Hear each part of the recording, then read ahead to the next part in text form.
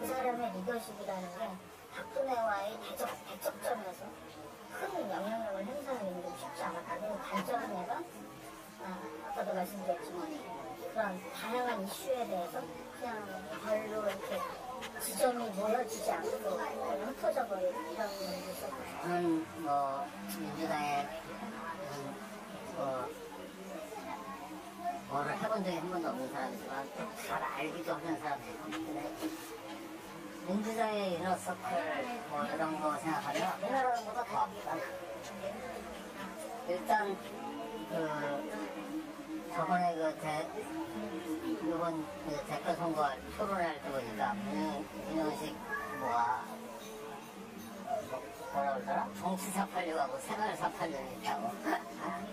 정치 486에게 생활 486은 기대하는 게 아무것도 없다. 기대할 게 없다. 그러니까 그런 불신이 있는 거예요. 굉장히 말하자면 선민의식이 있고 오만하고 자기들만이 출신 성분을 따져요.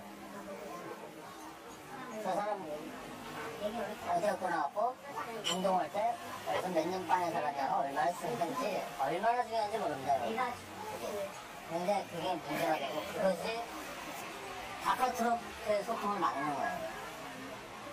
저는 어떤 얘기를 들어내면 참 충격적인 얘기지만 부산의 어떤 후배가 너는 청와대 왜 못 가냐 그랬더니 난 직업이 있어서 못 갔다는 거야.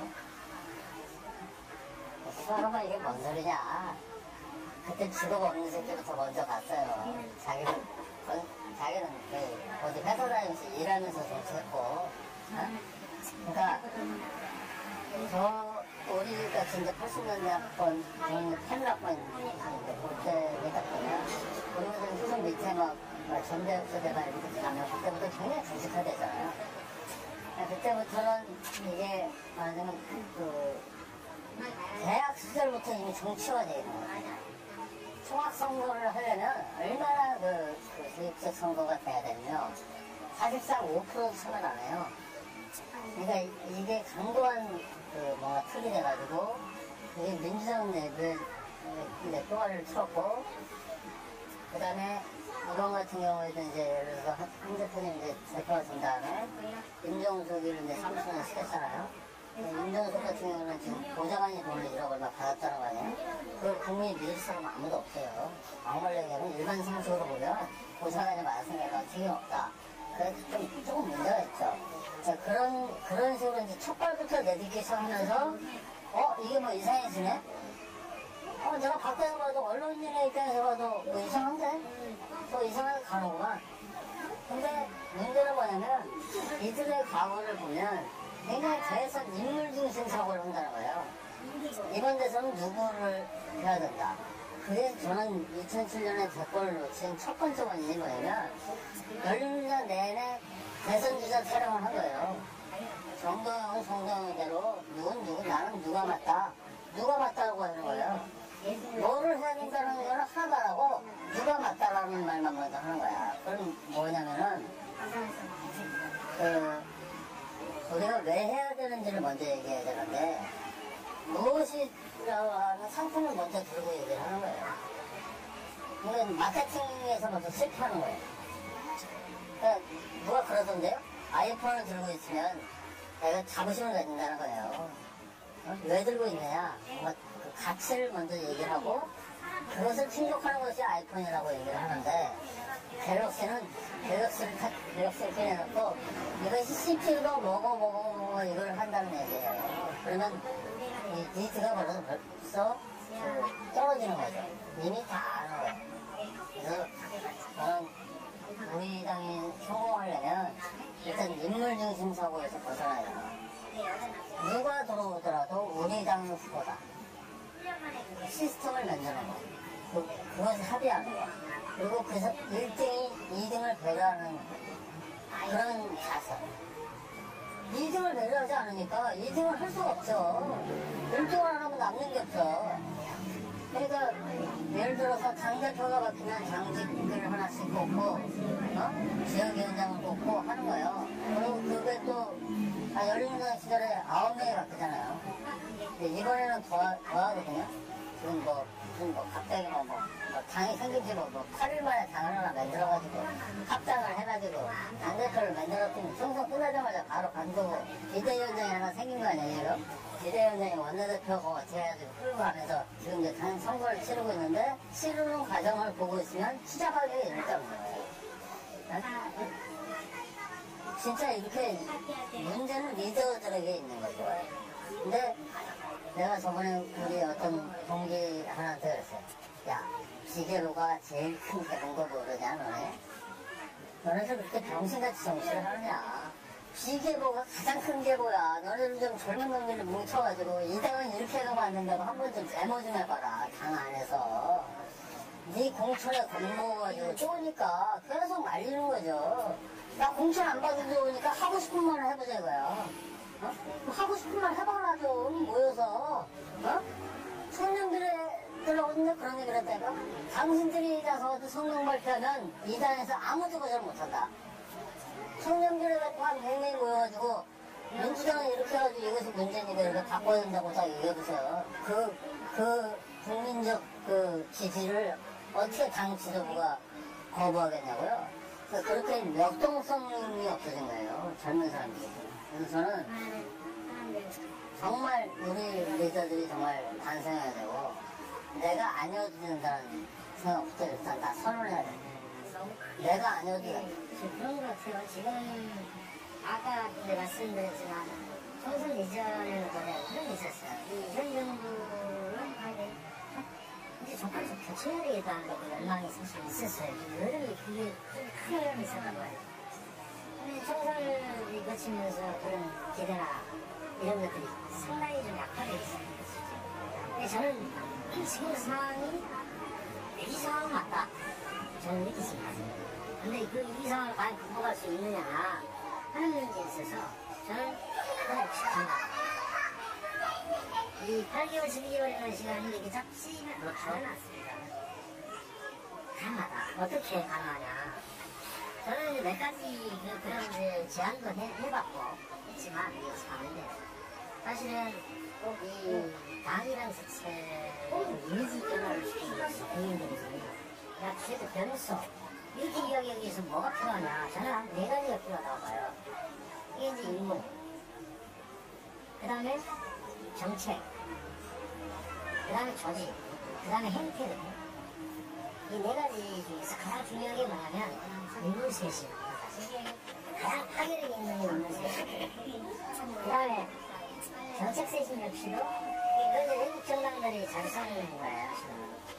먼저의 이 중도를 잡기 위한 혁신적인 변화, 정책 변화를 이야기하는 거예요. 근데 우리한테는 정작 정책 변화도 굉장히 중요하지만 저는 그 형태의 그 변화, 이 부분 정말 중요하다. 형태의 변화가 뭘까요? 예를 들면 제가 처음 우리 대화하면서 처음 제 이야기했어요. 제가 지도부 이야기했잖아요. 지도부들이 저는 자기 자신의 정치 야망을 우선시한단 말이죠. 당이나 세력이나 우리가 국민들을 위해서 우리는 누구고 우리는 뭘 할 거야 하는 것에 대해서는 고민이 필요 없어요. 내일 아침에 내 메시지가, 내 이야기가 그 일간지에 어떻게 나올까 이걸 고민을 먼저 하지. 나 지금의 우리 현재 당의 상황은 예산 났고 이런 상황인데 내가 뭘 해야 되는 거야. 이걸 먼저 고민하는 사람이 없단 말이죠. 이게 굉장히 큰 문제라고 생각합니다. 첫 번째. 두 번째는 뭐냐면 외국 정당들은 집권을 하기 위해서 새로운 아주 국민들한테 매력을 올릴 수 있고 자기 가치를 잘 살릴 수 있는 그런 역동적인 리더들한테 기회를 주는 거예요. 예를 들면 블레어나 오바마나 당내에서도 그 합의해서 추대를 한단 말입니다. 그렇게 그런 유명한 정치인들을 미리 발굴해서 청정한 민원이 개파와 상관없이 정권을 잡기 위해서 그런데 우리는 그런 것이 없어요. 한번 보세요. 들어가 보세요. 여지껏 혹시 많은 전대를 집어내고 선거를 많이 치러냈지만 그런 적 한 번이라도 있습니까? 우리는 그 결과를 미리 알잖아요. 이거 다 표를 알기 때문에. 어린 놈들이 그 다음에 알바는 나도 그하고 방에 기회를 했으니 나는 꼭 이번에는 꼭 내가 좀 해야 돼. 방이 예쁘지 않게 이건 맞지 않습니다. 주인들 보기에 그래도 오래전부터 이 정신이 같은 건 잘하시는 분도 물론 계세요. 초심을 잃지 않고 하시는 분도 계시지만 그래서 안 분들이 많아요. 그런 분들이 다시 등장해요. 거기다 감동이 없는 겁니다. 그 다음에 아까 의제, 사실은 성분이나 성분 노중노동이나 의제 관리라는 게 굉장히 중요합니다. 원래 그게 더 중요할 수 있어요. 리더는 만들면 되지만 의제 관리는 굉장히 중요한데 그 시스템이 없단 말이에요. 예를 들어 전략, 정책, 홍보, 이 당의 영향을 집중할 수 있는 그런 시스템 자체가 안 돼 있어요. 그래서 저는 그런 것 같아요. 이 사람들 수많은 의제 중에서 우리가 잘할 수 있는 게 뭐냐. 골라내야 됩니다. 우선순위 매겨야 됩니다. 그렇죠. 이런 것들을 그래서 우선순위를 매겨서 그걸 어떻게 공연하는 대목들하고 우리 정책입니다. 이렇게 되면 어떻게 변할 거야. 당신한테는 어떤 혜택이 갈 거야 하고 설득력있게 이야기를 해줘야 되고 그걸 또 입법화 시켜야 되는 거예요. 이런 것들이 잘 안 되고 있어요. 잘 안 되고 있고 땅땅 놀고 있습니다. 땅땅 놀기 때문에 이게 안 되고 그 다음에 또 한 가지 의사결정 구조. 아까 다이선 집단 지도체제 그런 이야기를 했는데 저는 그거와 상관없이 할 수 있다고 봅니다. 이 의사결정 구조가 굉장히 단순화돼야 돼요. 지금은 이제 7개월이지만 짝감짝 뒤담는데 저는 물론 대선 기부도 뜨겠죠. 대선 기부는 뜨는데 전체를 아우를 수 있는 핵심적인 분해들이 모이는 시절이 있어요. 거기에는 아주 단순하게 결정 과정이 굉장히 빠르고 단순화가지고 만들어져요. 그래서 그 사람이 사실은 모든 컨트롤 파워, 소위 말하는 모든 것을 컨트롤할 수 있고 그래서 실제로 그러한 어떤 보안대에 대해서나 아니면 이런 것들 신속하게 이해를 해주시고 이런 게 필요합니다. 아니 그런 사람들이 몇 사람이 있어야 돼요. 이 중심관이 실제 신뢰하는 것도 있어야 되고 의제관리 시스템을 어떻게든 지금 당장이라도 한 달 상관이라도 우리가 모여가지고 만들어낼 수 있어야 돼요. 그래서 이걸 예를 들면 그래야 되잖아요. 자, 전략 정책 홍보가 모여서 일단 했지만 거기서 우선순위를 뽑아내고 조사도 해보고 국민들한테 그 정책 수요도를 조사해보고 상황도 조사해보고 또 이해관계가 그 정책에 정말 이해관계가 한 집단들이 있을 수 있는 거예요. 있잖아요. 그 우선순위 매겨서 그걸 이슈화해내고 이슈화해내기 전에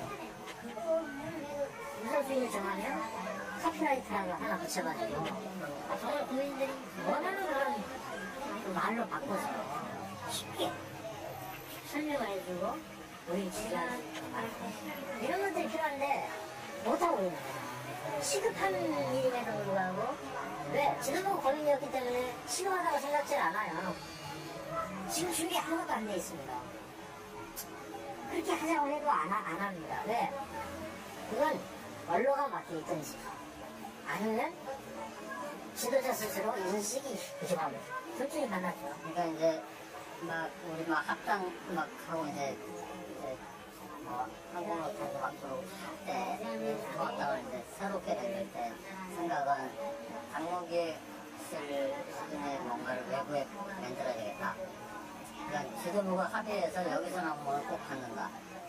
그래서 당을 말하자면 이런 거예요. 당 내의 인사를만 가지고는 안 되니까 당과 외부의 시민과 전문가와 이런 것들을 해서 특단의 조직을 만들어서 앞으로 정당 구조는 이렇게 가야 된다.